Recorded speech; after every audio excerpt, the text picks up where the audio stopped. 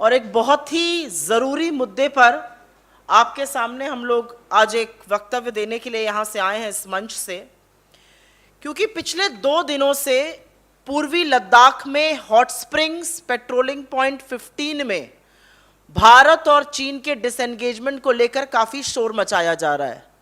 सरकार भी शोर मचा रही है और कुछ चरणचुंबक भी शोर मचा रहे हैं, लेकिन सच्चाई बड़ी भयावह है। और सच्चाई यह है कि ये एक डिसएंगेजमेंट नहीं है, ये कॉम्प्रोमाइज सरकार के द्वारा किया जा रहा है। क्योंकि मेरी समझ से परे है और हम सब की समझ से परे है कि ये कैसा समझौता है जहां पर हम अपने ही पेट्रोलिंग के अधिकार को त्याग रहे हैं। हम अभी तक पेट्रोलिंग पॉइंट 15 तक पेट्रोलिंग करते थे, उसको त्याग कर अब वहां पर बफर जोन बन जाएगी। ये कैसा समझौता है, ये कैसा राष्ट्रहित है, ये हमारी समझ से परे है। पर दिक्कत की बात यह है कि ऐसा पहली बार नहीं हुआ है। बार बार डिसएंगेजमेंट के नाम पर हमारे पेट्रोलिंग क्षेत्र बफर जोन में आ जाते हैं और हम अपनी पेट्रोलिंग का अधिकार छोड़ रहे हैं। और ये अप्रैल 2020 के पूर्व की यथावत स्थिति नहीं है, जिसको स्टेटस को एंटे कहा जाता है। अप्रैल 2020 का वो ये नहीं है। और याद रखिए, इसी स्टेटस को एंटे के लिए हमारे 20 सैनिकों ने सुप्रीम सैक्रिफाइस शहादत दी थी। ये कौन सी यथावत स्थिति है, ये हम जानना चाहते हैं, क्योंकि बार बार अपने पेट्रोलिंग पॉइंट्स के अधिकार को छोड़कर उनको बफर जोन में डाल देने से लद्दाख में करीब 1000 किलोमीटर वर्ग से अधिक के क्षेत्र पर हम अपना नियंत्रण खो चुके हैं। और ये सिर्फ और सिर्फ मोदी जी की फर्जी छवि को उभारने के लिए, उसको बचाने के लिए हो रहा है। क्या इसमें कोई इत्तेफाक है कि ये जो लेटेस्ट डिसएंगेजमेंट है, जो 16th round core commander talks के बाद और उसके 53 दिन बाद एक स्टेटमेंट के जरिए आया है, क्या ये इत्तेफाक है कि ये डिसएंगेजमेंट जो है ये एससीओ की उस मीटिंग से महज 2 दिन पहले हो रहा है, जब मोदी जी और शी जिनपिंग एक बार फिर गलबहियां करेंगे उज्बेकिस्तान में, एससीओ की समिट में मिलेंगे वहां पर?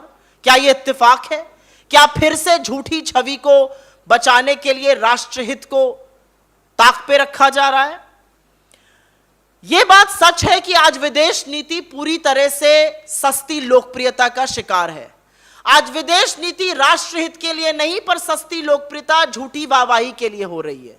मोदी जी अपने महिमा मंडन में, अपने झूठी वाहवाही में इस तरह मशगूल हैं कि उनको शायद भूभागीय अखंडता और राष्ट्रहित के साथ समझौता करने में भी परहेज नहीं है। पर उनकी ये जो कमजोरी है ना, झूठा महिमा मंडन, झूठी छवि, झूठा फर्जीवाड़ा, इसको चीन अच्छी तरह से समझ गया है। क्योंकि इसी के चलते वो रणनीति बना रहा है। पहले वो अतिक्रमण करता है, उसके बाद अतिक्रमण करके वो उस हिस्से को बफर जोन बना देता है जहां पर हम पेट्रोलिंग कर रहे थे।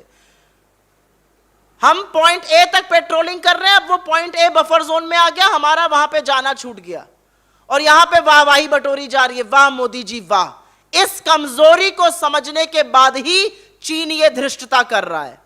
और ऐसा करते वक्त चीन का सबसे बड़ा हथियार वो है जो प्रधानमंत्री मोदी ने जून 2020 में बोला था। चीन बार बार कहता है, आप ही के प्रधानमंत्री ने तो कहा था कि कोई घुसा हुआ नहीं है। तो सोचिए, चीन हमारे यहां अतिक्रमण करता है, हमें अपने पेट्रोलिंग पॉइंट से पीछे ढकेलता है, और किसके सौजन्य से कर रहा है? मोदी जी के उस झूठे वक्तव्य के सौजन्य से जो उन्होंने बिना पलक झपकाए पूरे देश के सामने बोला था। तो एक बात तो साफ है, प्रधानमंत्री मोदी और चीन का पीएलए एक ही भाषा बोल रहा है। अब इसके बारे में मोदी जी, उनके चरण चुंबक क्या कहेंगे, यह भी देखना है। ऐसा करते वक्त प्रधानमंत्री मोदी को सस्ती लोकप्रियता याद रहती है, राजनीति याद रहती है, लेकिन क्या उनको सेना का मनोबल कमजोर करते वक्त रत्ती भर भी दर्द नहीं होता है? यह सेना का शौर्य और पराक्रम था कि हमने ब्लैक टॉप पे कब्जा किया, आपने सेना को वहां से पीछे हटा दिया। यह सेना का पराक्रम और शौर्य था कि हमने गलवान और पैंगोंग झील पे पेट्रोलिंग करते थे, आपने उन पेट्रोलिंग पॉइंट से उनको पीछे कर दिया है।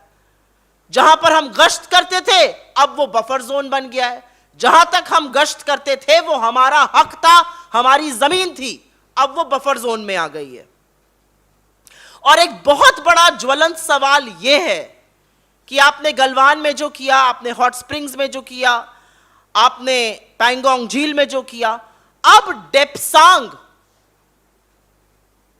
और डेमचोक के बारे में बहुत चिंता लोग जाहिर कर रहे हैं, क्योंकि डेप्सांग का जो वाई जंक्शन है वहीं से हमारे हथियारों की, हमारे सशस्त्र बलों की, हमारी सेना की आपूर्ति का वो रास्ता है। और वहां पर चीन घुसपैठ करके उस वाई जंक्शन पे बैठा है, उसको कैसे ढकेला जाएगा यह आज बहुत बड़ा सवाल है। और यह बहुत रणनीतिक जगह है हमारे लिए, जिसके बारे में सुई पटक सन्नाटा है मोदी सरकार में। क्योंकि यह साफ है कि इस पूरे माया जाल को रचने के लिए लोगों की आंख में धूल खूब झोंकी गई। क्या बोला गया? हम चीनी ऐप बैन कर रहे हैं। बहुत बढ़िया, आपने चीनी ऐप बैन करी। 31 महीने से हमारे सीमा पर संकट है, हमारे 20 जवानों की शहादत हुई है। 31 महीने से सेना हमारे राष्ट्र की सुरक्षा कर रही है वहां पर, और 31 महीने में मोदी सरकार ने चीन पर हमारा जो निर्भरता है वो बढ़ाई है। चीन हमारा ट्रेडिंग पार्टनर सबसे बड़ा बना, चीन से सबसे ज्यादा इंपोर्ट हो रहा है। लगातार चीन पर हमारी निर्भरता को बढ़ाने का काम मोदी जी ने किया है। लोगों की आंख में धूल डाली कि हम ऐप को बैन कर रहे हैं।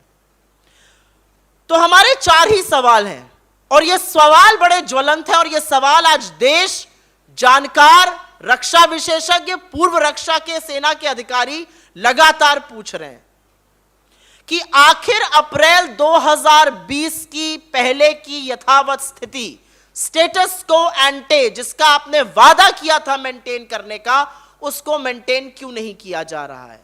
क्यों नहीं हमारे जहां पर सैनिक, सेना गश्त करती थी वहां पर आज गश्त कर पा रही है? हमारा सवाल है कि क्या भारतीय सेना पेट्रोलिंग पॉइंट 14 गलवान घाटी में, पेट्रोलिंग पॉइंट 15 हॉट स्प्रिंग्स में, पेट्रोलिंग पॉइंट 17 गोगरा में आज गश्त कर सकती है? क्योंकि अप्रैल 2020 के पहले हम यहां पर गश्त कर रहे थे। डेप्सांग और डेमचोक को लेकर सरकार की क्या नीति है, आज यह भी पूछना जरूरी है। आज यह भी पूछना जरूरी है कि अरुणाचल में चीन एक गांव बसा देता है, हमारे नागरिकों का अपहरण कर लेता है, अतिक्रमण करता है, सरकार का मौन क्यों है? मोदी जी, वो लाल आंखें आप कब खोलेंगे? या चीनी प्रेम में आप वो लाल आंखें भी भूल गए हैं और आपकी 56 इंच की तथाकथित छाती भी कुंद हो गई है? असलियत सिर्फ ये है, चीनी प्रेम आपको छोड़ना पड़ेगा और राष्ट्र प्रेम और राष्ट्र हित में काम करना पड़ेगा। क्योंकि चीन समझ चुका है कि यह सरकार सिर्फ प्रचार के लिए काम करती है। अगर ऐसा ना होता तो डोकलाम में फ्रिक्शन पॉइंट से चीन पीछे हुआ, पर सारे प्लाटो पर चीन ने फोर्टिफिकेशन किया, वहां पे अतिक्रमण किया, आज भी मौजूद है। तो प्रधानमंत्री मोदी की झूठे महिमा मंडन और फर्जीवाड़े के चलते जो देश को झेलना पड़ रहा है, जो हमारी सेना के मनोबल को कमजोर करने का काम हो रहा है, उसके बारे में सवाल जरूर पूछे जाएंगे। आखिर कैसे 1000 किलोमीटर वर्ग की जमीन चीन के कब्जे में आ गई? आखिर कैसे पेट्रोलिंग पॉइंट जहां पर हम गश्त करते थे हम उससे पीछे हो गए? आखिर क्यों हमारा हिस्सा बफर जोन बन जाता है? चीन को क्यों लगता है कि मोदी जी मान जाएंगे? और अंततोगत्वा सिर्फ एक ही सवाल जो पूरा देश पूछ रहा है, क्या बहुत देर हुई है? क्या मोदी जी अब बोलेंगे कि मैंने तब गलत कहा था और लोग घुसे हुए हैं और आज भी घुसे हुए हैं और उनको ढकेलना है और यही राष्ट्रहित है? मिलिट टाइम्स को आपकी जरूरत है, हमारी आप माली मदद करें।